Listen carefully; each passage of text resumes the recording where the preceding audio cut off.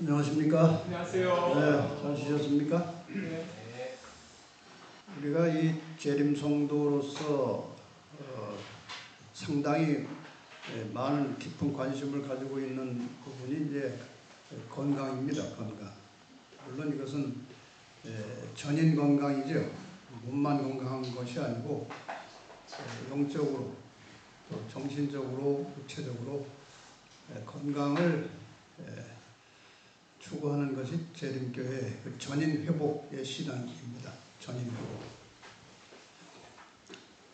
근데 이제 건강이라는 것이 제가 뭐 그동안 들은 풍월 또 경험 또 저도 가끔 건강에 대해서 강의를 해야 될 상황이면 강의도 하는데 제일 기본이 이제 음식이죠. 먹는 거. 입으로 뭐가 들어가야 이제 몸이 작동을 하니까 이제 깨끗하고 건강한 음식을 먹는 것이 이제 건강의 기초죠.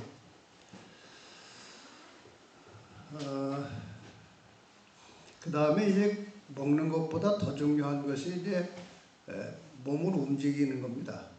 운동을 적절하게 균형 있게 해야 되는데 아무리 건강식 잘해도 그 운동을 적절하게 안 하면은 그게 또 소용이 없어요. 운동도 적절하게 해야 되고. 근데 음식하고 운동보다 더 중요한 것이 있는데, 그러니까 음식 잘 먹고 운동 열심히 해도 병드는 사람이 있어요. 그건 이제 마음이에요, 마음. 마음이 아주 중요한 거예요. 하나님께서 그 자녀들에게, 우리들에게 원하시는 것이 평안한 마음으로 사는 거예요. 그게 아주 중요해요. 예수님께서 부활하시고 제자들에게 처음 나타나셔서 첫 말씀이 평강이 있을지어다 그랬어요. 평강. 그러니까 이 건강하게 살 수 있는 굉장히 중요한 첫 번째 요소는 평안한 마음을 갖는 거예요. 그게 아주 중요한 것입니다.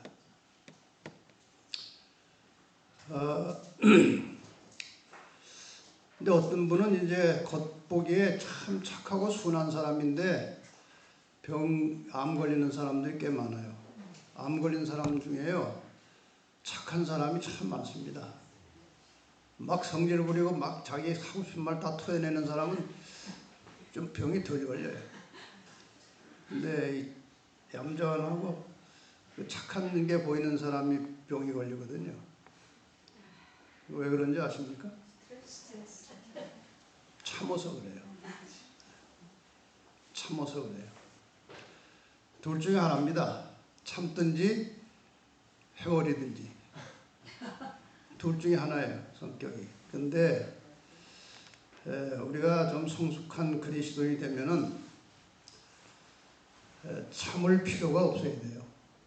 그 경지가 굉장히 중요한 거예요. 속이 상한데 참는다. 그럼 몸에 병이 와요. 참으면. 스트레스거든요, 일종의. 스트레스에 참는 거는 스트레스예요.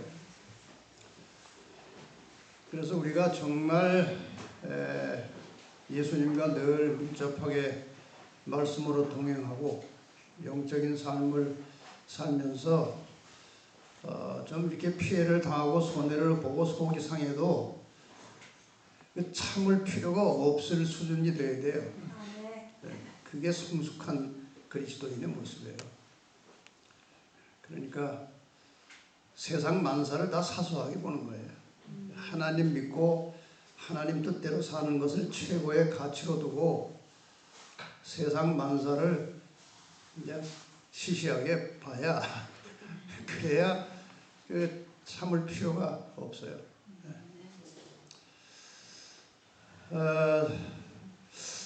저는 늘 예언을 가르치면서요, 이 세상 역사를 통째로 늘 보고 이렇게 생각하고 또 연구하고 가르치고 하다 보니까 이 세상 역사를 통째로 다 보고 있으면요, 그 인간사에 일어나고 있는 사소한 것들은 그 별 것이 아니에요.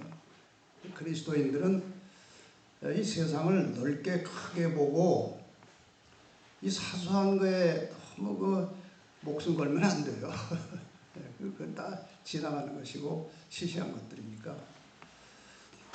그래서 마음을 평안하게 가는 것이 건강에 중요한데 세상에 마음대로 안 되는 게 마음이에요. 음식이나 운동은 결심하고 하면은 어느 정도 됩니다. 천천히 씹는 게 좋다고 하니까 연습하면 되는 거예요. 저도 이제 음식을 이제 천천히 먹어야 되겠다는 이제 결심을 하고 시작을 했는데 처음에는 그게 잘 안 되죠. 자꾸 하면 되는데 저는 그 연습할 때 두 가지를 가지고 씨름을 했어요. 첫째는 음식을 몇 숟갈 집어넣고 숟가락을 놓는 거예요. 그리고 팔짱을 끼고 씹어야 돼. 이 젓가락을 들고 있으면 뭘 자꾸 집어넣는다고 이게 놓고 하고 그것도 잘 안 되면요 밥 한 숟갈 집어넣고 거실을 돌아다니는 거예요. 어쨌든 음식 먹는 것이나 뭐 골라 먹는 것이나 먹는 습관이나 운동은 결심하고 하면 돼요. 마음은 마음대로 안 돼요. 화내는 게 안 좋은 거 알잖아요. 근데 화가 나는 걸 어떻게 해요? 그래서 이 마음을 마음대로 할 수 있는 파워가 신앙이고 성령의 능력이에요. 그래서 그리스도인은 밥 먹은 힘으로 사는 게 아니고 성령의 능력으로 사는 겁니다. 그래서 아침마다 기도와 말씀을 통해서 이 성령이 충만한 가운데 하루를 시작하면 인간적으로 어떤 순간순간 부딪힘이나 불쾌한 거, 기분 나쁜 것이 와도 즉시로 성령께서 깨우쳐 주셔요. 그거 별거 아니니까 잊어버려라. 치워버려라. 그리고 싸워서 이길 수 있는 힘을 주시는 거예요. 그래서 이 그리스도인은 신앙의 출발도 성령의 물과 성령으로 거듭나서 출발을 했고 그 후에 살아가는 모든 순간순간 과정이 그 우리의 첫 출발을 시작해 주셨던 성령의 능력으로 살아가야 정상이고 그래야 시험에 들지 않고 말씀에 순종할 수 있어요. 그래서 이 그리스도인의 신앙은 성령으로 시작해서 성령으로 진행하고 성령으로 끝나는 거예요. 이것을 터득을 해야 돼요. 건강 얘기하다가 여기까지 또 왔습니다. 어제 이어서 이 인간의 역사는 경배 논쟁이다. 어제 드리던 말씀의 마지막 부분을 좀 정리해서 드리겠습니다.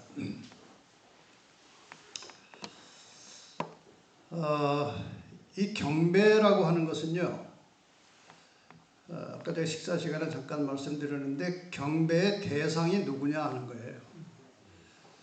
이 세상에 신은 둘입니다. 참신과 거짓신. 이 신이라는 것은 영적인 존재를 말하는 겁니다.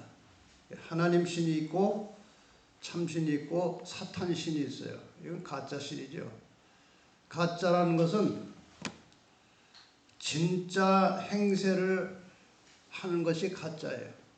제가 오래전에 이제 지금 갑자기 생각이 났는데 가짜란 무엇이냐에 대한 정의를 제 나름대로 해놓은 게 있어요. 가짜가 무엇이냐?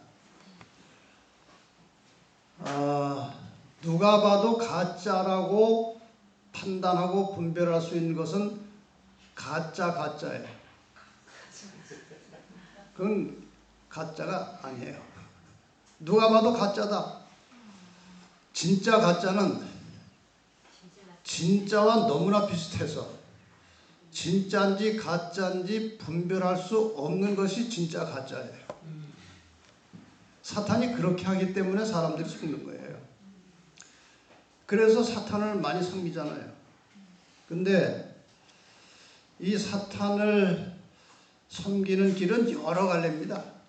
그러니까 뭐 불교, 이슬람, 뭐 힌두교, 뭐 여러 잡다한 종교들이 많잖아요. 저는 거기에 반드시 천주교를 포함시킵니다. 그것도 가짜거든요. 이런 잡신들이 많이 있는데 모양은 각각 다르게 보이지만 밑에 뿌리는 사탄이에요. 그것이 하나예요. 사탄 하나에서 그 민족에 따라서 역사에 따라서 이렇게 저렇게 모양이 다른 종교로 이렇게 나타났을 뿐이지 그 밑은 사탄이고 그 각각의 종교들을 깊이 파고 들어가면은 그 바탕에 뱀이 거의 나옵니다. 에덴 동산에 그 뱀이 나와요. 다 사탄이에요. 그래서 이 경배 논쟁에 있어서 중요한 것은 경배 대상인데 하나님이냐 사탄이냐 이 둘 중에 하나입니다. 근데 사탄을 섬기면서도 사탄을 섬기는지 모르기 때문에 사탄을 섬기는 거예요. 그게 사탄의 속임수거든요. 그 다음에 경배 대상과 함께 중요한 것은 경배일입니다. 경배하는 날짜가 중요한 거예요. 하나님께서 경배하는 날짜를 지정해 주셨잖아요.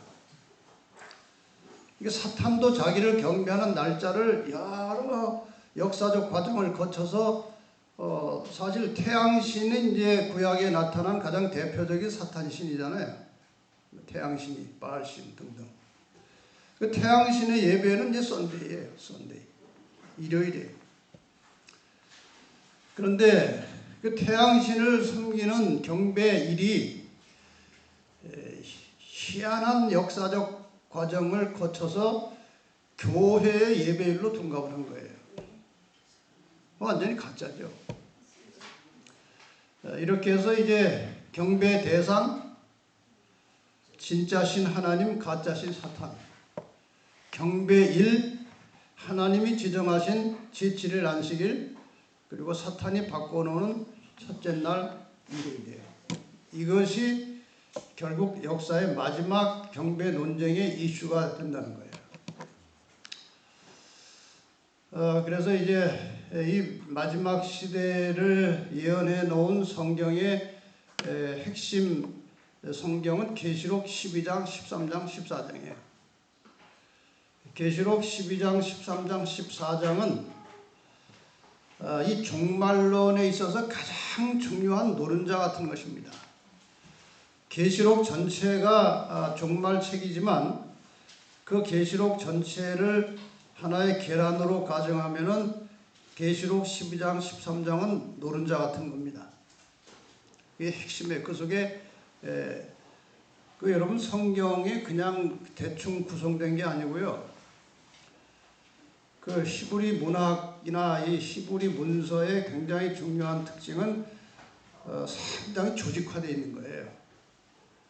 그래서 중요한 것이 거의 가운데 다 들어가 있어요.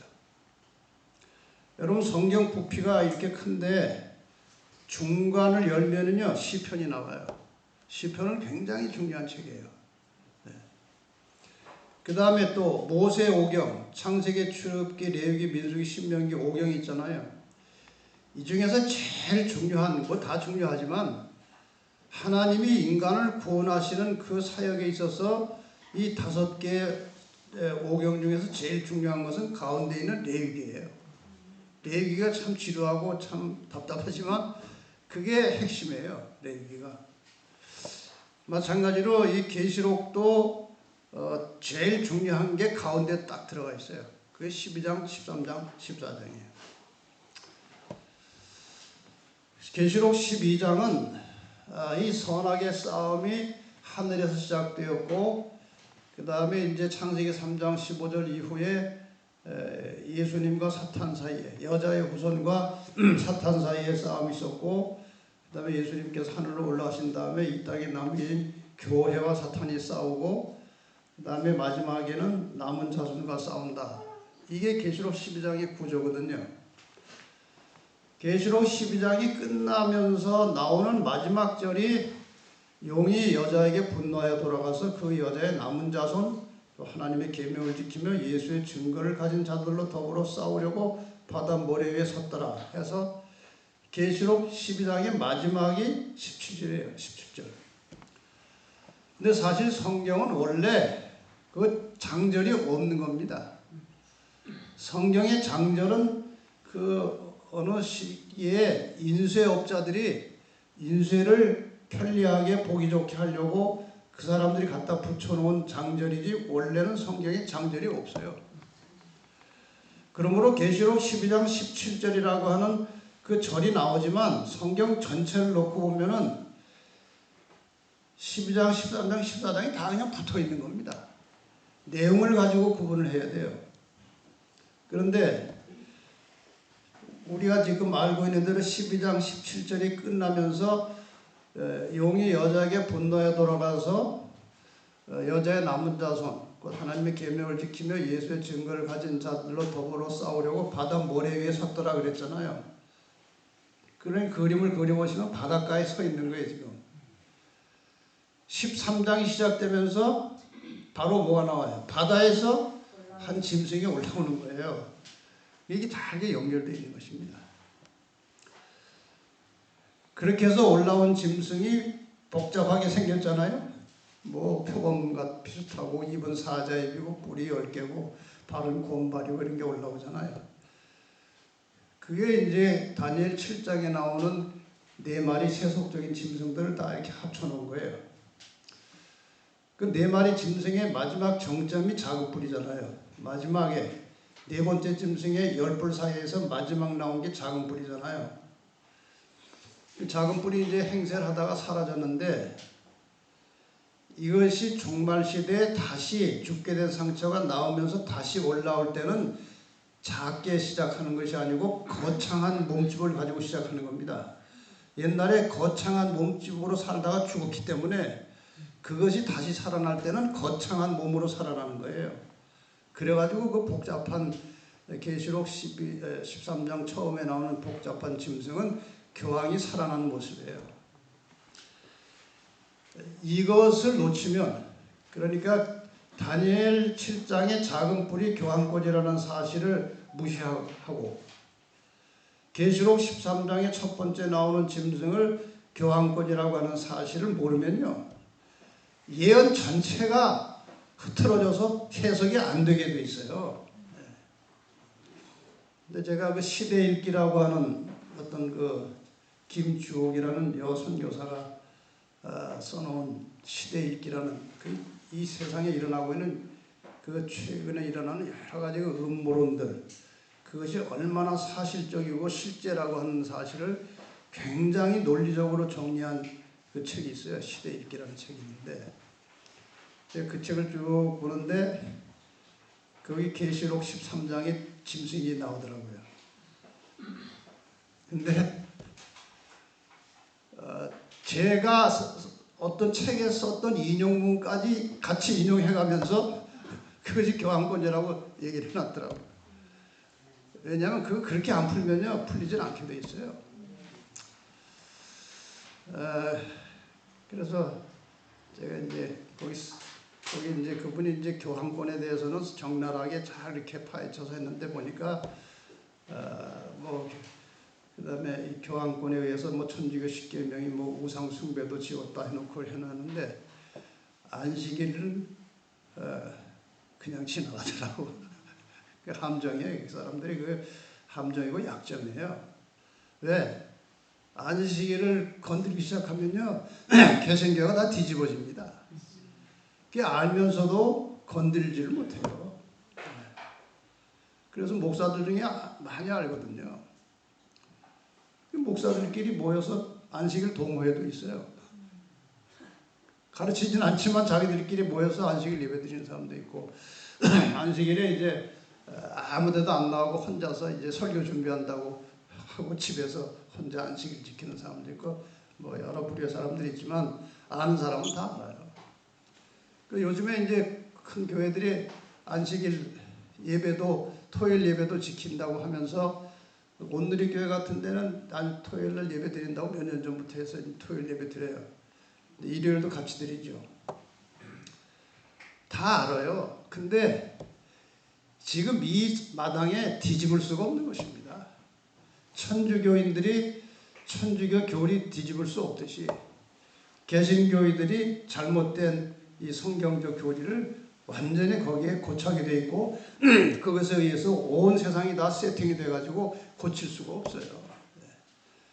그러니까 계시록에 말씀하시기를 내 백성은 거기서 나오라는 거예요. 고쳐질 수가 없기 때문에 내 백성은 나오라는 것입니다. 그것이 마지막 메시지예요.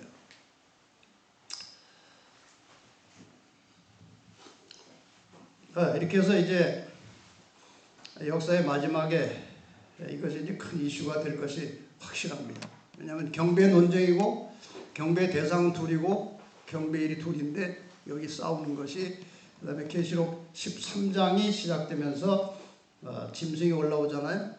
계시록 12장 17절에 여자의 남은 자손을 공격하려고 용이 이제 바다 모래에 섰는데 사탄이 직접 싸우는 게 아니고 언제나 그의 후손 악의 세력들을 이용해서 싸우잖아요.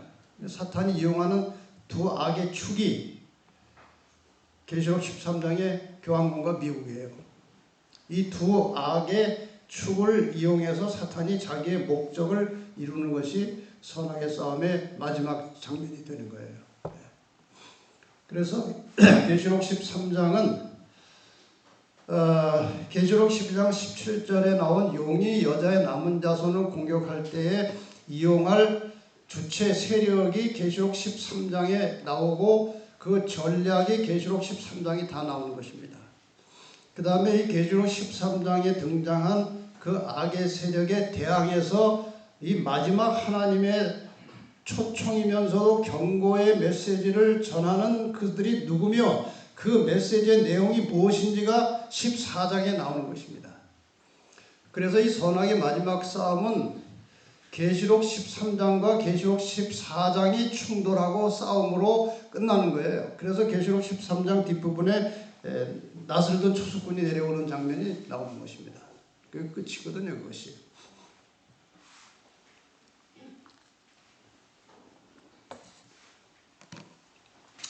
그래서 이 종말시대의 경배 논쟁에 있어서 이슈가 뭔지 그 핵심적인 내용이 계시록 13장에 나와요. 여기 두 마리 짐승이 나옵니다. 첫 번째 나온 저 복합 짐승은 교황권이고 두 번째 양같이 올라와서 용처럼 말하는 짐승은 미국이죠. 요즘 미국의 트럼프 대통령을 보면은 용처럼 말하더라를 아주 실감나게 실현하고 있어요. 아주 뭐 마음대로 세상을 이렇게 해라 저렇게 해라 하고 교통정리를 하는데 사탄은요 항상 둘을 싸움을 시키면서 자기의 목적을 이루어갑니다. 여러분 민주주의 공산주의 사회주의 자본주의 이런 것들이 서로 싸우는 것 같지만 그 투쟁 속에서 결과적으로 사탄의 목적을 이루어가는 것입니다. 그러니까 민주주의는 옳고 사회주의가 틀린 게 아니고 사탄이 인간들을 멸망으로 끌고 가는 그 방법의 모양이 다를 뿐이지 결론은 똑같아요. 싸우는 게 아닙니다. 지금 우리나라나 미국도요 국회에서는 양당이 서로 싸우지만요 뒤로 돌아가면 같이 술 먹고 놀고 다 하는 거예요. 그러니까 이 세상의 모든 정치는 사탄의 뜻을 이루는 것입니다. 종교도 마찬가지예요. 지금 종교가 얼마나 부패되어 있어요. 오늘 개신교의 유력한 목사님 한 분이 저하고 상당히 오랜 동안 이제 신분을 가지고 지내고 있는데 여러 해 전부터 그 자기 어느 한 총회 이제 총회장이지만 안식일 제가 설교하는 안식일은 꼭 그 사모님하고 사모님 언니까지 해서 제 교회 꼭 나와요. 그분이 이제 저하고 사석에서 이런저런 얘기를 하는데 그분이 이제 교회 내부에 대해서 너무나 잘 아는 분이에요. 그분이 하는 말씀이 개신교는 희망이 전혀 없다는 것입니다. 개혁되고 개선될 희망이 전혀 없고, 자기가 이 재림교회 신앙과 신학을 이제 깊이 어느 정도 알고 보니까 이 한국 교회를 올바른 신앙으로 개혁해 나갈 주도적인 세력은 안식일교회가 돼야 희망이 있다는 얘기를 하더라고요. 그만큼 이제 바벨론은 무너지는 거기 때문에 희망이 없는 거예요. 그래서 이 교황군과 미국이 이제 힘을 모아서 사탄의 목적을 이루어갈 것입니다. 종종 이 교황군과 미국이 서로 대립되고 싸우는 장면이 나오는데요. 그거는 결국은 그 위장일 수도 있고 뭐 다른 목적이 다 있는 거예요. 결국은 예언대로 되죠. 예언대로 이루어지는 것입니다. 결국은 인간이 아무리 이런저런 계획을 세워도 결국은 성경 예언대로 그냥 가는 거예요. 그렇지 않습니까? 근데 제가 이제 목회 시작하면서 이제 뭐 계시록 강의하면서 앞으로 이렇게 될 겁니다. 항상 미래형으로 해서 그랬는데 지금은 현재 진행형이에요. 되고 있어요. 이렇게 딱 그대로 가는 거예요. 자, 여기 계시록 13장에 나오는 핵심적인 내용을 보면 이런 것입니다. 죽임을 당한 어린 양의 생명책에 창세 이후로 등록되지 못한 사람들, 생명책에 이름이 기록된 사람들은 구원받은 사람들이잖아요. 그럼 구원을 받지 못할 사람들은 다 짐승에게 뭐 하겠다고요? 경배하겠다고 되어 있어요. 경배 논쟁이에요. 다시 말하면 마지막 시대에 이 교황의 권세에 굴복하여 그를 따르는 자들은 구원을 받지 못한다는 것입니다. 맞습니까? 이게 그 말이잖아요. 그래서 경배 논쟁,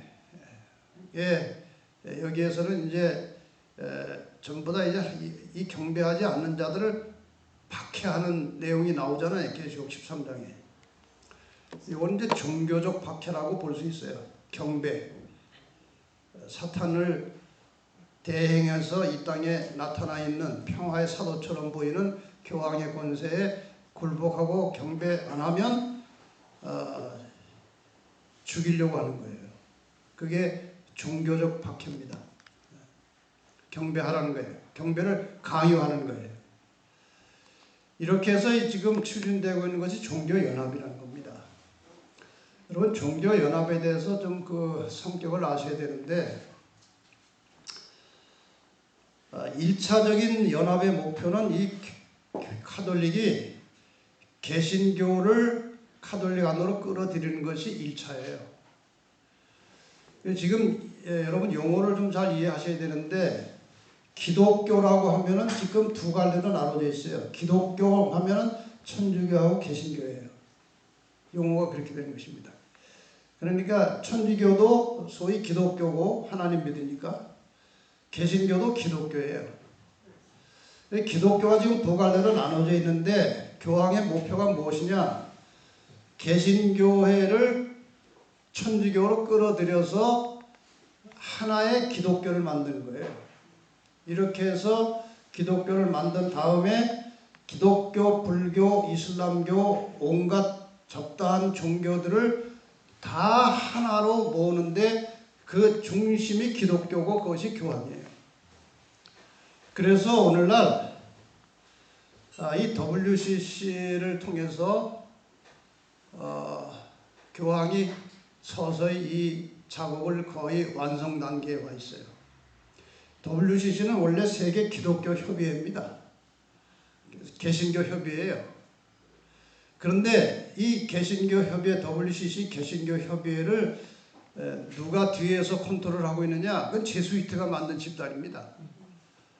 그래서 세계 교회 협의회이지만 뒷조정하는 것은 카톨릭이에요. 그래서 지금 한국의 유력한 대형 교단들이 다 WCC에 가입이 되잖아요. 그럼 천주교 밑으로 들어가는 겁니다. 그래서 이것을 아는 사람들은 자기 교회가 WCC에 가입하는 순간에 그 교회를 나오는 사람들이 있어요.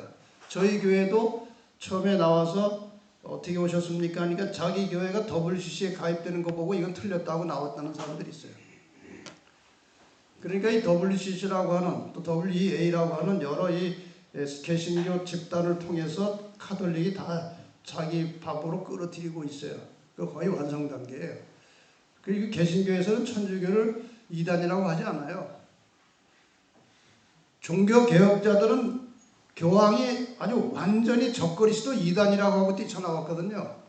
근데 지금은 개신교회가 다 이렇게 천주교 쪽으로 들어가서 서로 형제라고 이렇게 돼 있어요. 종교 연합운동은 이제 이것을 짐승을 경배하는데 이용될 수단이에요. 그 다음에 저가 권세를 받아 그 짐승의 우상에게 생기를 줘 그 짐승의 우상으로 말하게 하고 또 짐승의 우상에게 경배하지 아니하면 다 죽인다 이거예요. 그래 1차는 경배하라는 것이고 경배하지 않으면 어떻게 하겠다는 거예요? 죽이겠다는 거예요. 이것이 다니엘서에 나오는 어제 말씀드린 그 이야기 아닙니까? 느부갓네살이 세운 신상에게 절하지 않으면 죽이겠다. 느부갓네살 외에 다른 신에게 기도하고 구하면 죽이겠다. 그것이 역사의 마지막에 다시 재현되는 것입니다. 죽이겠다는 거예요. 경배하지 않으면. 근데 죽이는 것은 교회가 죽일 수가 없어요. 교회는 지금 그런 단체가 아니잖아요. 사람 죽이는 단체가. 그래서 이 우상에게 경배하지 않으면 죽이게 하는 일은 누가 하느냐? 국가가 대행해 주는데 그것을 대행할 국가의 대표적인 나라가 미국이라는 거예요. 정치적 박해입니다. 정치적 박해. 이것이 이제 일요일 법령이라고 하는 법을 만들어서 경배하도록 하고 이 법을 따르지 않으면 이제 정치적으로 박해를 해서 죽이기까지 하겠다는 것이 계시록 13장의 메시지예요. 그 다음에 16절 17절에 보면은 짐승의 표를 받게 하고 표를 가진 자 외에는 뭘 못하게 해요? 매매를 못하게 한다. 이건 경제적 박해입니다. 이 경제적 박해를 위해서 구체적으로 지금 세계가 지향하고 있는 화폐 제도가 바로 디지털 화폐라는 거예요. 뭐 현금 필요 없이 지금도 이미 우리는 이 디지털 화폐의 흐름 속에 들어가 있어요. 그럼 카드 쓰잖아요. 카드. 그 현금 없이 그냥 카드만 들고 다니는 사람들 많아요. 그래서 혹시 현금이 필요한 사람들 위해서 중간에 카드 집어넣고 현금 빼는 기계가 있고, 그런데 앞으로는 이제 현금이 일체 통용되지 않는 시대를 만들어 가고 있는 것이 바로 디지털 화폐로 넘어가는 거예요. 중국에서는 이미 이것이 거의 상용화되어 있어요. 중국은. 그래서 지금 이 세상을 최상부에서 지배하는 그 슈퍼 파워, 슈퍼 리치, 이 세상은요 정치가들이 지배하는 게 아니고 돈 많은 부자들이 지배한다는 거 아시죠? 제가 얼마 전에 뭐 이렇게 방송을 듣다가 상당히 재미있는, 뭐 재미있는 게 아니라 의미 있는 말을 하나 들었는데, 1000억 정도가 있으면요 돈이 세력이 있다는 거예요. 세력. 1000억 정도 있으면은 아무거나 할 수 있는 이게 세력이 있다는 거예요.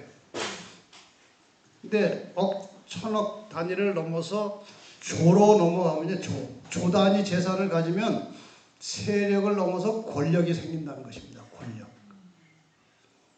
그게 지금 이 세계는요, 눈에 보이는 그 정치가들이 지배하는 세상이 아니고요, 그들의 권력에 의해서 움직이는 것이 아니고 돈 많은 사람들의 권력에 의해서 움직이는 거예요. 어떤 방법으로 움직여요? 그 정치하는 사람들, 이 사람 이번에 대통령 좀 시켰으면 좋겠다 하고 이제 딱 점을 찍어요. 그럼 그 사람의 선거 캠프에 어마어마한 자금을 주는 겁니다. 돈이 많으니까요. 그 다음에 이 돈 많은 부자들이 좌지우지하고 있는 대단히 중요한 기관은 언론기관이에요. 그래가지고 이 돈 많은 사람들이 그 각 나라의 주류 언론은요, 그 사람들이 다 붙들고 있는 거예요. 그 사람들이. 그래가지고 그 사람들이 시키는 대로 언론이 나가는 것입니다. 예를 들어서 그 사람들의 이 치부, 그 사람들의 비밀, 그런 것들을 이제 추적해서 밝혀내는 기자들이 있거든요. 그 사람들이 그 사람들의 그 여러 가지 비밀스러운 것들을 다 추적해가지고 밝혀내잖아요. 그럼 사람들이 그걸 알아야 되는데 언론에서 그걸 음모다 하고 딱 한마디 하면 그냥 끝나요. 음모론으로 그냥 끝내버려요. 그런 세상입니다. 그래서 이 돈 많은 부자들이 지금 이 세상의 모든 인간을 개별적으로 감시하고 통제하려고 하는 대단히 중요한 수단 하나가 디지털 화폐예요. 이것을 지금 가장 성공적으로 정착시킨 나라가 중국이에요. 그래서 중국을 그 사람들이 모델로 만들어 놓은 것입니다. 중국도 그 사람들이 시키는 대로 하는 거예요. 중국도. 지금 중국과 미국이 서로 대립되어 있는 것처럼 보이지만 꼭대기에는 그 사람들이 지시하는 대로 하는 것입니다. 이게 트럼프도 자기 마음대로 하는 게 아니에요. 지금 전쟁 일으키는 것이 그 사람 마음대로 하는 게 아니에요. 그 위에 다 조정하는 파워가 있는 거예요. 그 사탄, 그 세상을 지배하는 슈퍼리치들의 그 위에서 조정하는 것이 사탄이에요. 제가 뭐 이런저런 문서 속에서 이제 뭐를 좀 보게 되는가 하면은 성경에 하나님과 그 백성들 사이에서 하나님의 뜻을 전하는 선지자들이 있잖아요. 사탄이 인간들에게 전하고 싶은 메시지를 전달하는 선지자급의 사람들을 스피릿 가이드라고 그래요. 그 사람들은 사탄하고 직접 소통합니다. 그래서 사탄의 뜻을 그 세상을 지배하는 부자 권력들한테 이렇게 전달하는 그런 형식으로 이루어져 있어요. 그래서 제가 도표로 그려서 설명한 게 있는데, 그 스피릿 가이드 위에 사탄이 있는 거예요. 그 위에 하나님이 내려다보고 계신 겁니다. 근데 하나님과 사탄 사이에 남은 자손이 있어요. 그래가지고 그들이 하는 거 우리도 보는 겁니다. 예언의 빛을 통해서 보고 있는 거예요. 그러니까 이 재림교인들은요, 정말 복받은 백성들입니다. 세상을 다 보고 있으니까요. 그래서 이 디지털 화폐는 중국에서 어느 정도인가 하면요, 개별적으로 다 점수를 매깁니다. 공산당의 말에 잘 순응하고 시키는 대로 하면은 점수가 올라가요. 개인 점수에 개인 점수. 그 다음에 종종 뭐 이렇게 이런 유튜브나 이런 이런 매체에다가 뭐 이렇게 반항하는 말 올리잖아요. 즉시로 감점이 돼요, 사람들. 그래서 토탈 점수가 나오잖아요. 앞으로의 디지털 화폐가 어떤 방식으로 작동할 것이냐. 그 점수가 좋은 사람들은 디지털 화폐 지갑이라는 게 있어요. 그게 카드 비슷한 건데, 거기다가 너는 한 달에 500만 원씩 써 하고 한계를 주는 거예요. 성적이 좋으니까. 근데 계속 저항하고 반대하고 뭐 이렇게 반동분자들이 이제 점수가 깎이면 나중에 너는 50만 원만 써 하면은 50만 원 쓴 다음에 쓸 수가 없는 거예요, 돈을. 근데 매매를 못하게 한다는 말은 뭐냐? 아주 락을 걸어가지고 돈을 못 쓰게 만드는 거예요. 이렇게 디지털 화폐가 돌아다니는 걸 보니까 매매를 못하게 한다는 데 대한 이해가 이제 되는 것입니다. 지금 세상이 이렇게 되어가고 있어요. 근데 어느 책에 보니까 상당히 이제 의미심장한 얘기가 나왔는데, 종교 암흑 시대 때는요, 이 교황권이 정치적 세력과 종교적 세력을 같이 가지고 있었어요. 그래가지고 종교적으로, 정치적으로 박해를 해서 자기들 마음대로 이제 죽이고 살리고 했는데,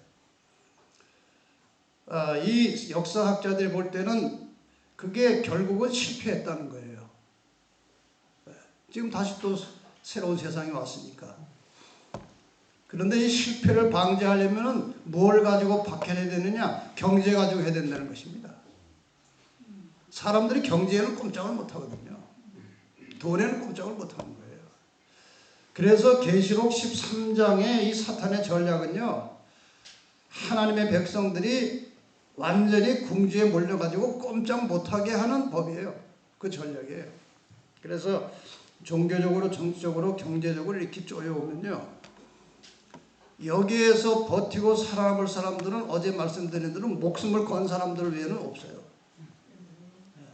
내가 굶어 죽으면 죽었지, 내가 교황의 권세에 짐승에게 경배하지 않겠다.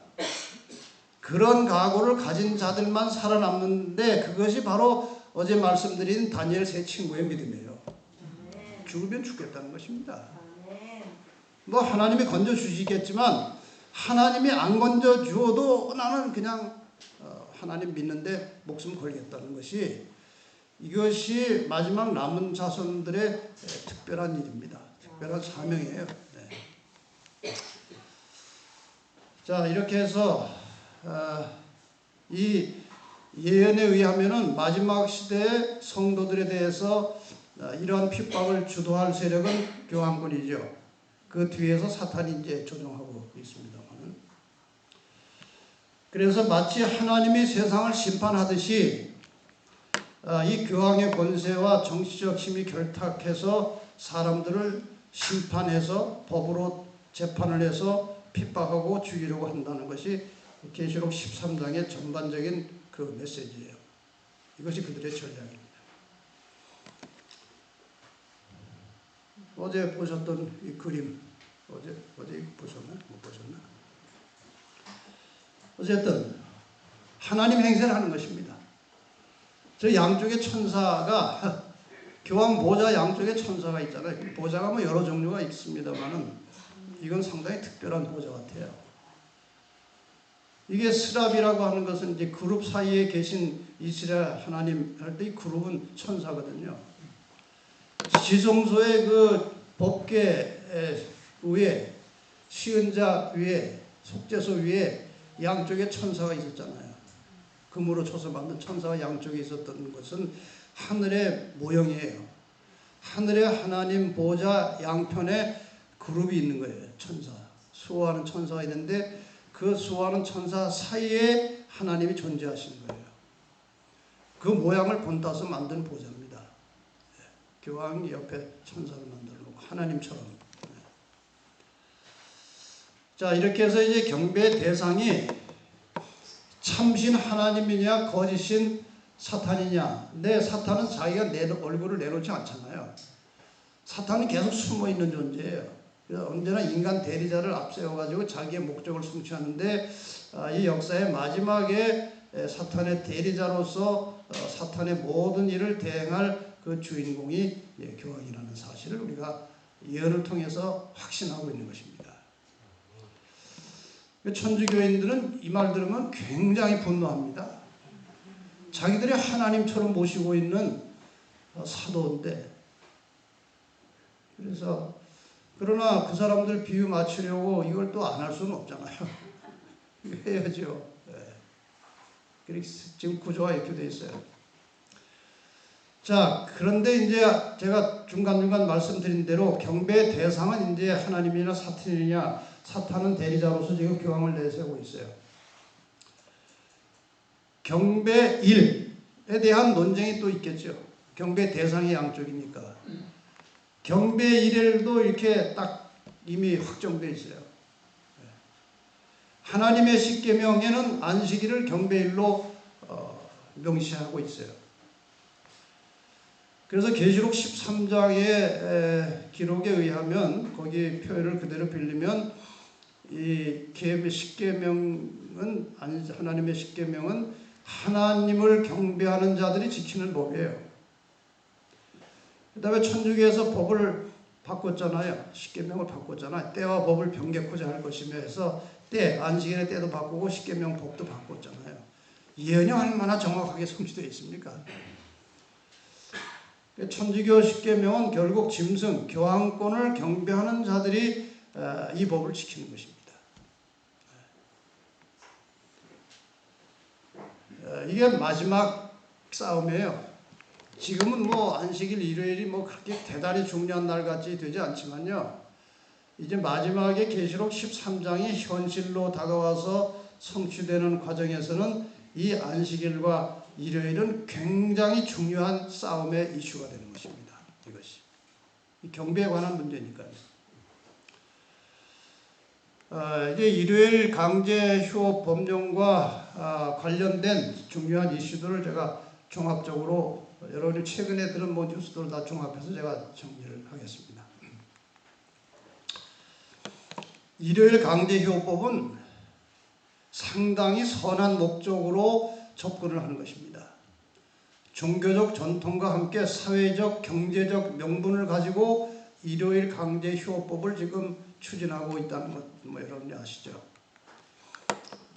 왜 일요일 날 우리가 다 공동의 휴식을 가져야 되느냐? 첫째, 가족 공동체를 회복해야 된다 이거예요. 가정이 망가져서 온 사회가 다 망가지고 국가가 폐허가 된다. 그래서 가족들이 같은 날, 가족들이 뭐 쉬는 날이 각각 다를 수 있겠죠. 같은 날 휴식하면서 한 가정에 모여서 부모의 역할이 강화되고 가족 간의 화합과 연합이 있어야 사회가 안정이 된다. 얼마나 명분이 좋습니까? 그 다음에 근로자의 쉴 권리와 정신 건강에 이 공동의 휴식의 날이 필요하다. 그래서 뭐 몇 교대에서 이렇게 돌아가면서 뭐 문 열지 말고 아예 일요일 날은 모든 사람들이 다 쉬는 고정 휴일을 만들어야 된다. 그래서 그들의 휴식을 보장해야 된다. 그래서 일요일 날은 생산하는 공장도 쉬고 소비도 쉬고 해서 가게까지 다 문을 닫아야 된다는 거예요. 그 다음에 사회 안정과 범죄 예방 차원에서 일요일 날 다 쉬면 단체 활동도 할 수 있고 봉사 활동도 할 수 있고 교회도 잘 출석할 수 있고 등등의 여건으로 범죄까지 예방할 수 있다. 또 다른 어떤 문제 보면 경찰도 좀 쉬어야 되지 않느냐 이런 문구까지 있어요. 그 다음에 에너지 전략 환경 정화.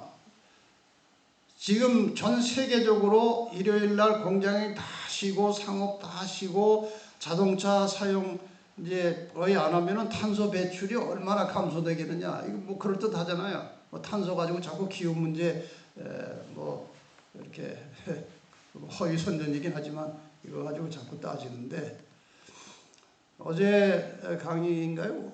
제가 잠깐 그 식물들은 우리들에게 생명의 그 먹거리를 제공하고 사람은 그들에게 또 생명을 제공한다는 것이 뭐예요?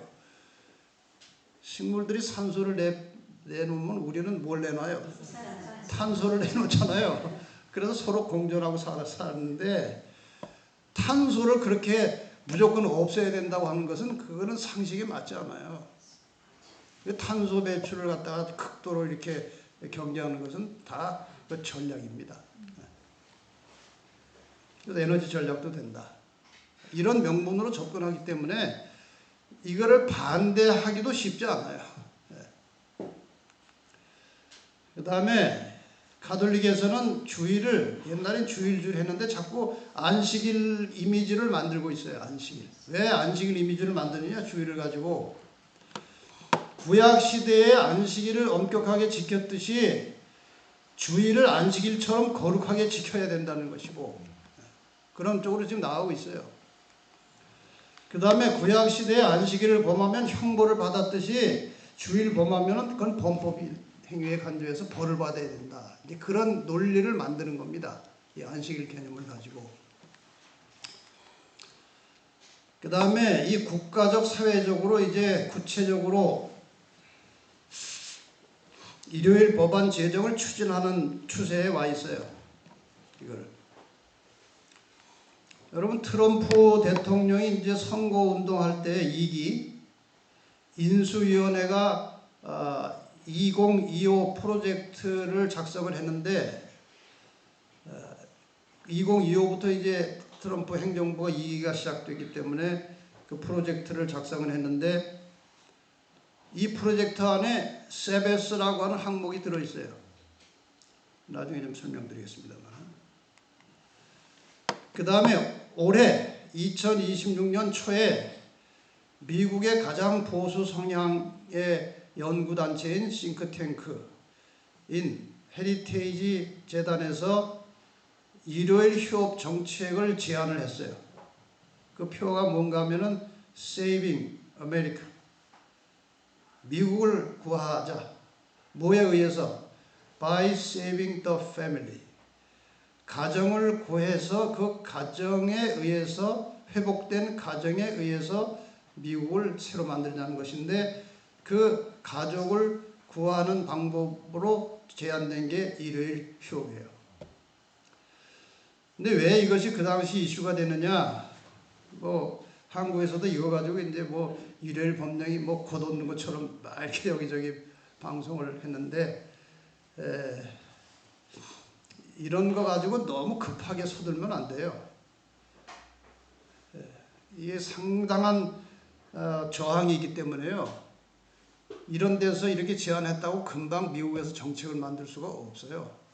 그래서 어쨌든 상당히 중요한 사인이긴 하지만 이런 거 할 정도니까 일요일 협력 곧 된다. 이렇게 너무 서둘러도 안 되고 제가 한 가지 중요한 뭐라고 그럴까 중요한 말씀을 하나 드리는데요. 예수님의 재림은요. 생각지 않은 때 온다고 되어 있잖아요.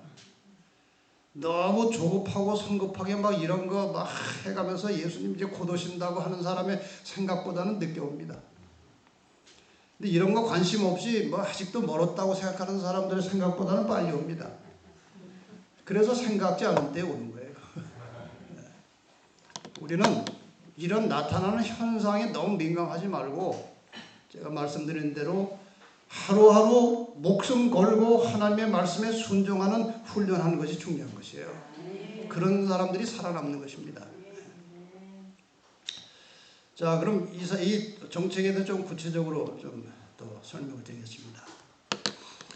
지금 헤리티지 재단에서 이제 이 일요일 휴업에 대해서 정식적으로 이제 제안을 했을 때 이것이 이제 왜 중요한가 하면은 이 헤리티지 재단에서 이렇게 연구해서 제안하는 것들이 이 백악관의 정책에 상당히 반영이 된다는 거예요. 그래서 이제 우리가 상당히 좀 신경을 썼는데 전반적인 그 내용은요. 일요일 휴업이라기보다는 안식일 휴업이에요. 그래서 그 헤리티지 재단에서 이제 그 일요일 휴업에 대해서 이렇게 제안했을 때 미국의 언론에서 상당 부분 거기에 대해서 평가를 했는데 종합하면 이런 평가예요. Restoring the Sabbath. 안식일 회복이라는 거예요. 타이틀을 이 사람들이 이렇게 만들었어요. Sunday Law가 아니고 안식일 회복이에요. The controversial plan to mandate Sunday as a day of rest. 안식일 회복을 일요일 휴식을 의무화시켜서 성경에 나오는 이 안식을 회복하자. 이런 우토로 나와서 이게 사람들이 혼란스러운 것입니다. 마치 일요일이 안식일처럼 느끼게 만드는 거예요.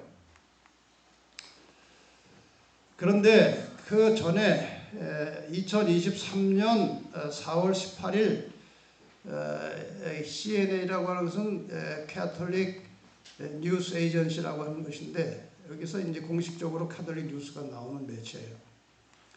여기서 뉴 세베스라는 단어를 쓰기 시작한 거예요. 새 안식일. 주일이라는 말은 이제 잘 안 쓰려고 그래요. 자꾸 안식일을 들고 나온 것입니다. 그리고 주일 예배를 좀 이제 제대로 거룩하게 지켜야 된다. 이게 안식의 회복이다. 이렇게 하는 거예요. 아까 말씀드린 그 2025 트럼프 인수위원회가 작성한 이 문서에도 아까 제가 세베스 레스트라는 말이 나온다고 그랬잖아요. 589페이지에 보면은 세베스 레스트라는 말이 나오는데 밑에 설명은 이런 것입니다. 안식일 휴식이에요. 썬데이 로우가 아니에요. 안식일 휴식이에요. 신은 안식일을 휴식의 날로 정하였으며 아주 최근까지 유대 기독교 전통은 해당 날의 노동을 도덕적 법률적으로 규제함으로써 그 명령을 준수하고자 노력해 왔습니다. 나아가 공동의 휴일은 가족과 지역사회가 파편화된 개인이 아닌 함께 쉬는 시간을 가질 수 있게 하며 일요일 휴업을 통해서 모두에게 더 건강한 삶의 리듬을 제공합니다. 불행하게도 이러한 공동의 휴식일은 소비주의와 세속주의의 압력 속에서 특히 저소득층 근로자들에서 점차 침식되어 왔습니다. 그러므로 이것을 바로 잡아야 된다는 논조예요. 그러니까 트럼프 행정부가 지금 여러 가지 세상에 복잡한 일이 터져가지고 아직 여기는 신경을 못 쓰지만 여기에 대한 목표의식은 가지고 있다는 거예요. 썬데이 로우를 만들 그걸 세베스 휴식 비슷하게 해가지고 한 6년 전에 어떤 사람이 이제 강의를 듣고 이제 댓글을 달았는데 내용이 이런 거예요. 자기가 1990년에 일요일 휴업령에 대해서 들었을 때는 이 미국에 이 수많은 종교와 종파들이 있는데 또 이 민주주의 사회에서 절대로 일요일 법령 같은 것은 일어날 수 없다고 자기는 생각했는데 30년이 지나고 나서 지금 보니까 얼마든지 그것이 가능하다는 것을 느끼게 됐다는 거예요. 지금 시대가 그렇게 된 거예요. 근데 미국이라는 나라가 이제 전체적으로 미국이 이제 주 단위로 이제 정치를 하는데 미국 전체가 통용하는 법을 만들려면은 연방 대법원에서 통과가 돼야 법을 만들어요. 그런데 최근에 미국의 그 연방 대법원 법관들은 종신직입니다. 죽을 때까지 하는 거예요. 본인이 중간에 사표 내지 않는 한 종신직이에요. 9명인데 이 중에서 7명이 카톨릭 신자예요. 카톨릭 신자의 비율은 미국에서 20%입니다. 그런데 거기 비율에 맞지 않게 너무 과도하게 천주교 신자들이 이 대법원에 너무 많은 거예요. 아마 사탄이 다 준비시켜 놓은 것 같아요. 이 법령을 위해서 이제 어쨌든. 그리고 이 위원장이 대법원장이 카톨릭이에요. 그러므로 일요일 썬데이 로우가 되느냐 안 되느냐의 문제는 더 이상 아니고요. 언제 되느냐의 문제예요. 지금 세계적으로 여러 가지 복잡한 일로 이 트럼프가 머리가 복잡해서 지금 일일이 신경을 못 써서 그렇지 저는 이 기회가 상당히 재림교인들이 준비해야 될 시기라고 봅니다. 다른 데 정신 팔고 있을 때 우리가 열심히 준비해야지 어느 날 이건 뭐 세상 돌아가는 거 보니까 아직 멀었다 그러면 안 된다. 그래서 지금 계시록 13장이 개인과 모든 사람들을 강제로 감시하고 통제하고 또 법을 만들어서 강요하는 것은 민주주의 사회에서는 불가능한 겁니다. 그렇지 않습니까? 이건 강제하고 강요하고 막 억지로 시키려고 하면은 이건 사회주의에서나 가능한 거예요. 북한에서나 가능한 것입니다. 네. 그런데 지금 세계가 사회주의 쪽으로 가고 있다는 사실을 여러분이 아시는지 모르시는지 모르겠는데 지금 세상이 그렇게 가고 있어요. 여기 서울대 명예교수, 영문과 교수하다가 이제 은퇴하신 분이고 문학평론, 정치평론 하는 분인데 지금 미국에서 이제 은퇴하고 미국에서 계신데 코리아 헤럴드라고 하는 그 유명한 영자 신문에 이제 기고를 했어요. Watching the Worldwide Crisis of Democracy. 그러니까 민주주의의 세계적인 위기를 바라보며 이런 제목으로 이제 기고를 했는데 이 내용을 그대로 The Daily Star라고 하는 아주 유명한 또 신문에서 4월 10일에 올해 먼저 거는 3월 25일에 낸 거고 4월 10일에 얼마 전에 다시 똑같이 냈어요. 제목은 바꿔가지고 Is Democracy Dying? 민주주의는 죽어가고 있는가? 여기 칼럼에 보면요. 우리는 우리가 민주주의 사회에 살고 있다고 가정한다. 그렇게 생각한다는 말이죠.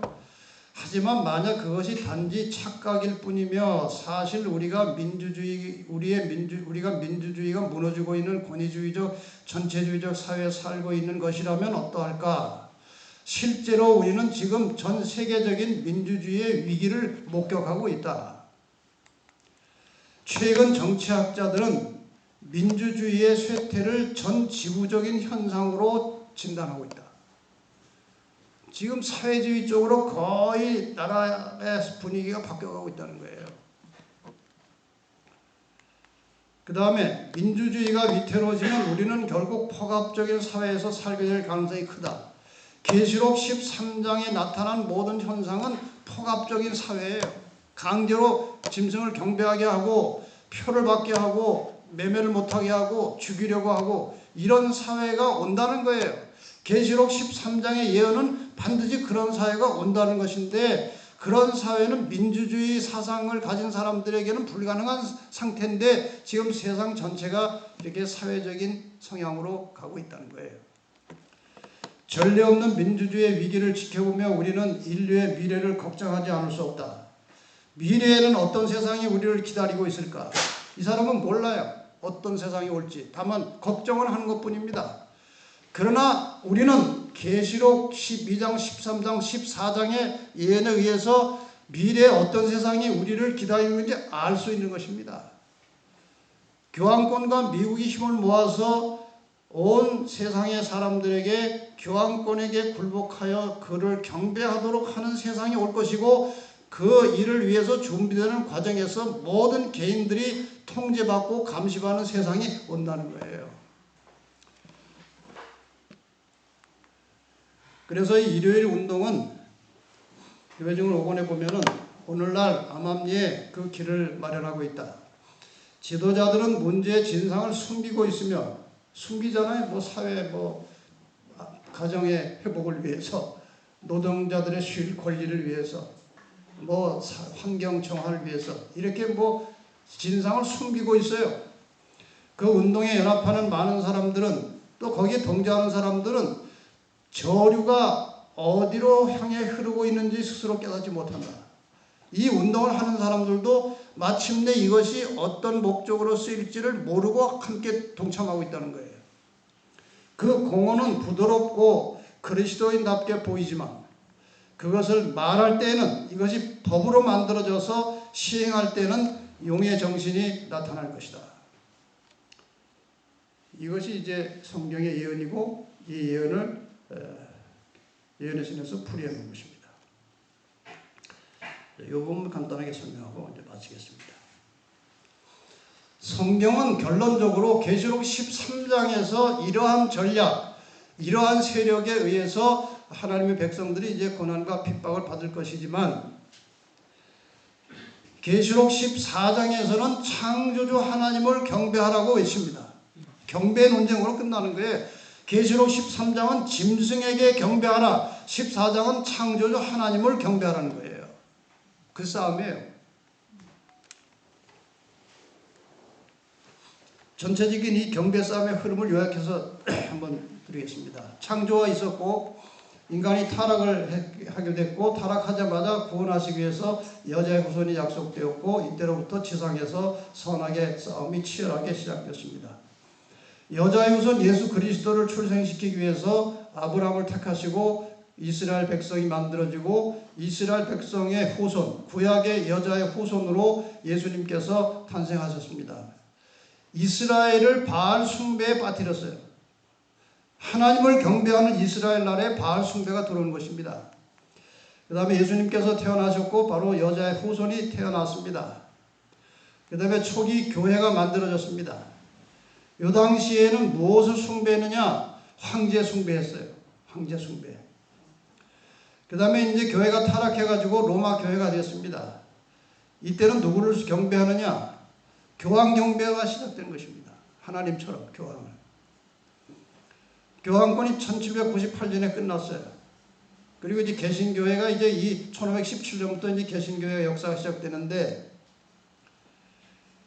이 개신교회의 시대에는 뭔가 다른 숭배가 뚜렷이 나타나지 않는데, 제가 가만히 역사를 찾아보니까 1760년경부터 1840년 남은 자손이 태어나기 전까지 무슨 시대인가 하면은 산업혁명 시대라 돈이 많고 부자가 되기 시작했어요. 그래서 사람들이 만몬신을 숭배한 겁니다.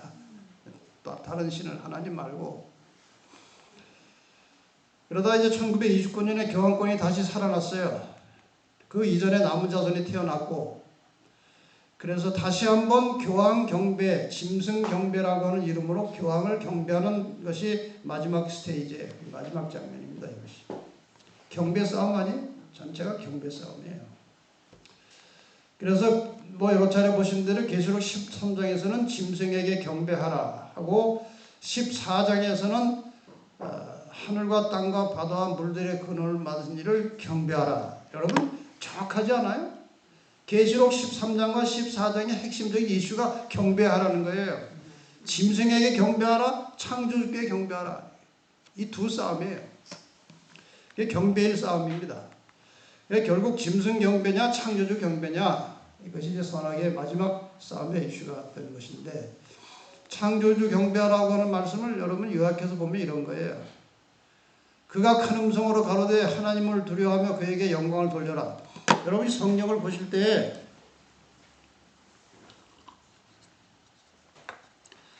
그 문맥을 자세히 살피면서 보면은 훨씬 이해가 쉽고 은혜가 돼요. 하나님을 두려워하며 그에게 영광을 돌리라고 하는 이제 메시지가 나왔어요. 왜 하나님을 두려워하고 영광을 돌려야 하느냐? 성경에 보면 이는이라고 하는 말이 가끔 나요. 이는. 왜냐하면 그런 뜻이에요. 이는 그의 심판하실 시간이 이르렀다. 그러니까 이 말씀을 이렇게 읽어도 전혀 틀리지 않아요. 그의 심판하실 시간이 이르렀으니 하나님을 두려워하며 그에게 영광을 돌리라, 이 말이에요. 심판하실 시간은 심판의 끝은 재림이에요. 그래서 이 심판하실 시간이라는 것은 심판을 포함해서 재림이 임박한 시기에 왔으니 하나님을 두려워하고 영광을 돌리라는 거예요. 그 다음에 그러면 어떻게 하는 것이 하나님을 두려워하고 영광을 돌리는 것이냐? 방법이에요. 하늘과 땅과 바다와 물들의 근원을 만드신 이를 경배하라는 것입니다. 이것이 하나님을 두려워하고 하나님께 영광을 돌리는 방법이라고 제시되어 있는 거예요. 근데 왜 저렇게 길게 했을까요? 하늘과 땅과 바다와 물들의 근원을 만드신 이 세 글자로 하면 뭐예요? 창조주를 경배하라 하면 되는데 왜 저렇게 길게 표현을 했느냐, 이거에 다 이유가 있는 것입니다. 네 번째 계명에 가면은 저 문구가 그대로 나오잖아요. 하늘과 땅과 바다와 그 가운데 모든 것을 만드신 분을 제7일에 경배하라는 거예요. 그래서 저것이 인용된 것입니다. 안식일 회복이에요. 십계명 회복. 그래서 이 창조주를 경배하라는 것은 하나님의 계명을 따라서 안식일을 회복하라는 것인데, 이 마지막 시대의 사람들은 제7일 안식일을 회복하지 않고 주일에다가 안식일 이름을 붙여서 회복하겠다고 나오는 것이니까 사람들이 헛갈리는 거예요. 그 정신을 차려야 돼요.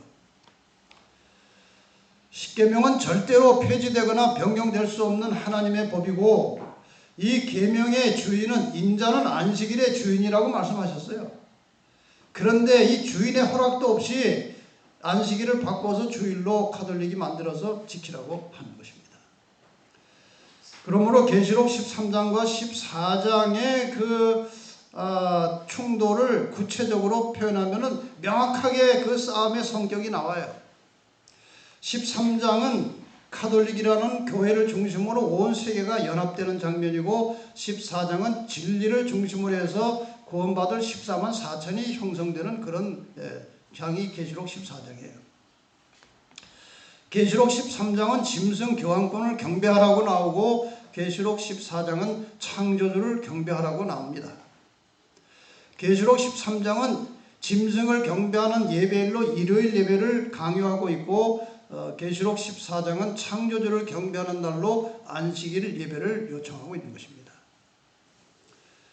계시록 13장은 저것을 일요일 짐승의 표라고 하고 계시록 14장은 하나님의 인이라고 하는 거예요. 정확하게 이 두 개념이 충돌하는 것입니다. 그리고 저쪽은 인간의 권위, 인본주의 신앙을 말하는 것이고 이쪽은 신본주의 하나님의 계명을 강조하는 것입니다. 이것은 가인과 아벨의 제사가 마지막에도 똑같이 이루어지는 것입니다. 하나님을 다르게 믿는 사람들이에요. 이 사람들이 하나님을 바르게 믿는 사람들을 핍박하고 죽이려고 하는 것입니다. 가인이 하나님을 다른 방법으로 믿다가 하나님을 올바른 방법으로 믿는 아벨을 쳐 죽였어요. 이것이 선악의 싸움의 굉장히 중요한 진수예요. 본질이에요. 그래서 마지막 선악의 싸움은 다시 한번 가인과 아벨의 싸움으로 끝장이 나는 것이에요. 이것이 선악의 싸움의 본질입니다. 하나님께서 이 계명을 지키는 백성들에게 마지막 환난을 허락하시는 이유가 있어요. 이걸 잘 들어보시기 바랍니다. 자, 짐승에게 경배 안 하면 다 죽이려고 합니다. 매매까지 못하게 합니다. 이런 절박한 상황이 이제 현실로 나타납니다. 이런 위협과 박해가 현실로 왔을 때 어떤 결과가 올 것이냐? 이미 계명을 지키면서 하나님을 경배하는 자들에게는 이런 일이 벌어질 것입니다. 여러분 이걸 잘 들어보시기 바랍니다. 마음과 목숨과 뜻을 다하여 하나님의 말씀에 순종하는 것이 습관이 되고 품성이 되어 있지 않은 사람들은 마지막 핍박을 견디지 못하여 스스로 하나님 경배를 포기하고 교회를 떠남으로 자신이 쭉정이었음이 드러날 것이다. 지금 이 교회 안에 안식일을 지키고 있는 사람 중에 가라지 쭉정이들이 늘 있는 거예요. 언제나 교회 안에는 예수님께서 말씀하셨듯이 곡식과 가라지가 있듯이 교회 안에는 늘 세상 끝날까지 가라지가 있겠다고 그랬어요. 그럼 이 가라지를 누가 가려내느냐 이거예요. 담임 목사가 가려낼 수 없죠. 왜? 그 가려냈다가 큰일 나거든요. 하나님도 가려내지 않으셔요. 왜? 하나님한테도 대들 거거든요. 너 가라지 하면 내가 왜 가라집니까? 내 안식일 잘 지켰는데. 그래서 이 핍박을 허락하심으로 견고한 믿음으로 뿌리가 내려지지 않고 하나님 말씀하는 것이 생활이고 습관이 되지 않았던 사람들은 이 마지막 위기의 절박한 순간에 스스로 나가요. 그러니까 할 말이 없는 것입니다. 그래서 하나님께서 이 마지막 시대에 이 환난을 허락하심으로 쭉정이들이 교회를 다 스스로 떨어져 나감으로 교회가 정결케 되고 이 정결케 된 교회에 느림이 성령이 임하시는 것입니다. 그러니까 절차상으로 불가피한 것이에요. 이것이. 반면에 계명을 알지 못하여 지키지 못하던 자들에게 어떤 일이 벌어질 것이냐? 이 핍박에 의해서 하나님의 계명을 지키면서 짐승 교황권을 경배하지 않는다는 이유 때문에 핍박을 받고 죽어가는 남은 자손들의 순교적 신앙을 통해서 저들이 왜 저 고생을 하고 죽을 각오를 하고 저렇게 안식일을 지키느냐 이를 통해서 계명과 안식일이 온 천하에 공개될 것입니다. 저 사람들이 왜 저러느냐? 계명과 안식일 때문에 저렇게 됐다고 하면서 이 안식일에 명시된 계명이 온 세상에 아주 그대로 공개될 겁니다. 그러면은 신실한 하나님의 백성들은, 안식일을 올바로 깨달은 백성들은 진리와 함께 계명에 순종하기 위해서 바벨론에서 나오는 것입니다. 그래서 이 마지막에 군대 용어로 하면 해쳐모여 하는 사건이 벌어지는데, 해쳐모여, 이 남은 교회 안에 들어있는 사람 중에 쭉정이들은 다 절로 나가고, 저 바벨론에 있는 사람 중에 신실한 백성들은 나와서 이리로 합류해서 구원받을 백성들이 확정이 되는 것입니다. 그러면 주님이 그들을 데리러 오시는 거예요. 그것이 끝입니다. 그러니까 이 계시록 13장에 저 짐승의 표 환란은 하나님의 참 백성들을 구원하는 과정에서 불가피한 마지막 과정이에요. 자, 이 성경절을 설명드리고 이제 마치겠습니다. 우리가 너무나 익히 아는 이 성경절에 대한 약간의 오해가 있어요. 저기에 보면은 계시록 13장의 전략이 무엇인가, 용이 하나님의 계명을 지키는 자들을 핍박하는 방법이 계시록 13장에 나와 있잖아요. 근데 여기에 여자의 남은 자손이라고 번역되어 있는 저것이 중요한 단어가 하나 빠졌어요. 그게 무엇인가? 여자의 남은 자손이 아니고요, 원어에도 그렇고 영어 성경에도 명시되어 있어요. 여자의 후손의 남은 자손이에요.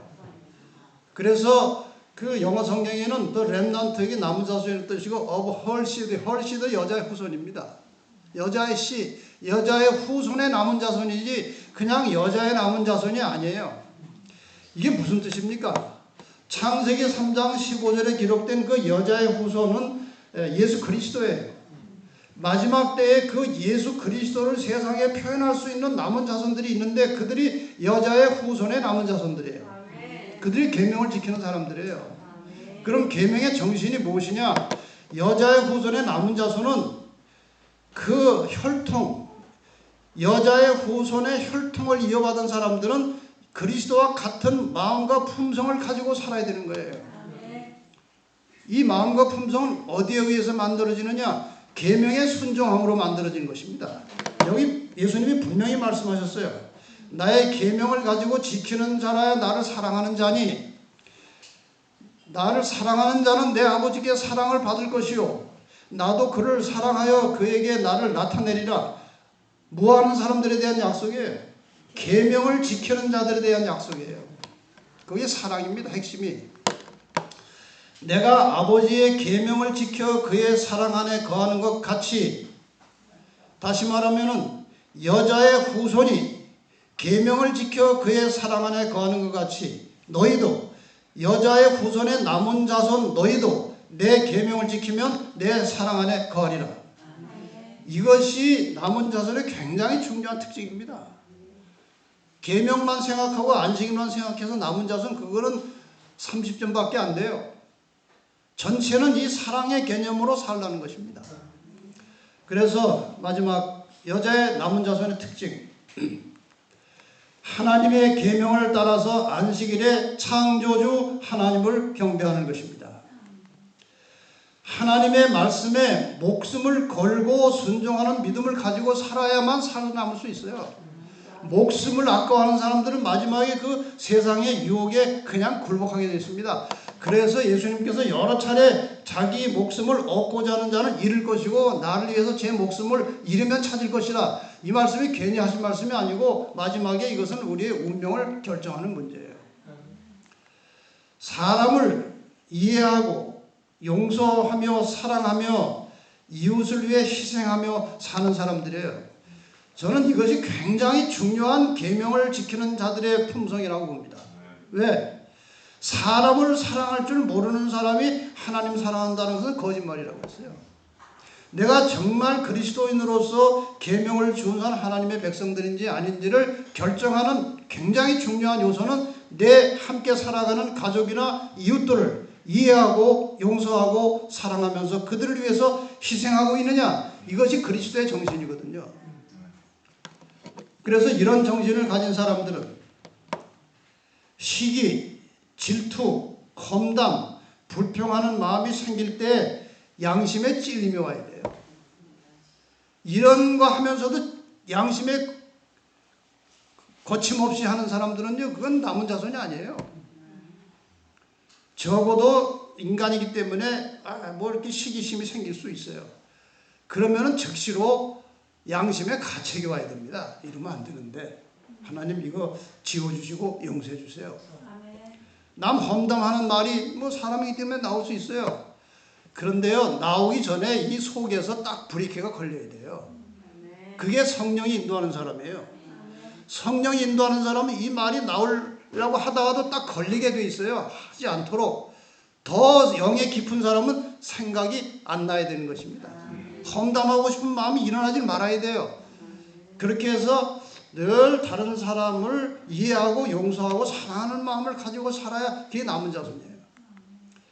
하나님과 관계에서, 사람과의 관계에서 혹시라도 연약성 때문에 죄를 지으면은 즉시로 자복하여 죄를 품고 살면 안 되는 거예요.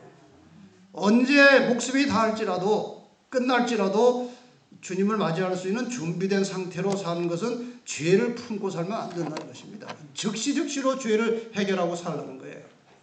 더 나아가서 죽어가는 영혼들을 구원하는 일에 전심전력을 다해서 헌신하는 사람들이에요. 이게 남은 자손들이에요. 제가 뭐 상당히 방대한 내용인데 축소해서 말씀드렸으니까 잘 유념하셔서 또 자세한 설명을 듣기 원하시면 이제 그 유튜브 방송에 들어가서 들으시고, 두 번째 말씀 시간이 너무 많이 지나서 미안합니다만 마치겠습니다. 기도하겠습니다. 하나님 아버지 감사합니다. 우리들에게 이 어둠 속에서 살아가는, 혼란 중에 살아가는 저희들에게 하나님께서 신앙의 질서를 가르쳐 주시고 예언의 빛으로 세상을 밝혀주셔서 감사합니다. 빛 따라 살아가는, 계명에 순종하는 남은 자손들이 되게 하시고, 우리의 삶이 빛나서 다른 사람들에게 빛이 되고 진리가 되고 증거가 되어서 우리를 통해서 많은 영혼들이 어둠 속에서 빛으로, 사망에서 생명으로 나오는 놀라운 역사가 우리의 삶 속에서 이루어지도록 축복하여 주시옵소서. 예수님의 이름으로 기도합니다. 아멘.